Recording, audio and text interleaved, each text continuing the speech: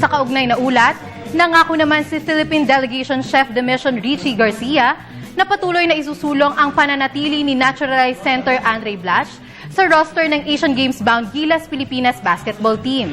Ito'y kahit pa nga nagbabana ng pinal na desisyon ng ancient organizers sa kaso ng eligibility ng 6'11" star slotman.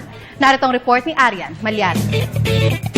Si Philippine Sports Commission Chairman Richie Garcia na hindi matutuloy ang planong pag-boycott ng Samahang Basketball ng Pilipinas o SBP sa Asian Games.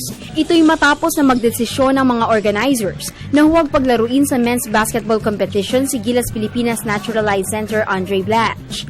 Ayon kay Garcia, patuloy na ipaglalaban niya na mapanatili si Blatch sa lineup ng Gilas squad kahit pa nagbabana ng pinal na desisyon ng ancient organizers sa kaso ng eligibility ng 6'11" slotman. I hope that it will not be hindi mangyari yun, no? Na bakit naman tayo maboycott? Kung may rules yun. Kung hindi nila ibinigay is because may rules. Di ba? Now, kung sundin mo yung rules, then you know what to do. So, hanggang mag-meeting kami doon sa Thursday, I cannot answer right now kung anong gagawin ng SBP. Pero the way I look at it, they did not say na, ibuboycott natin. They said, these are options. These are options that SBP can take. Samantala, umani naman ang negatibong reaksyon mula sa mga local basketball fans ang desisyon ng ancient organizers na huwag paglaruin si Blatch. May hirapan sila.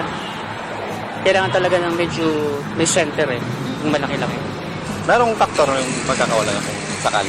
Siguro mababa yung chance Pwede po silang humina kasi nakita po natin yung performance ni Andre Blatch sa Spain na sobrang lakas niya po. Sakaling tuluyang mawala sa roster si Blatch, tibay ng dibdib at tapang ng puso ang inaasahang muling paiirali ng Philippine Quintet sa nalalapit na pagsuong sa hamon ng men's basketball war sa quadrennial showpiece. Para sa Telebisyon ng Bayan, Arian Malyari, BTV Sports.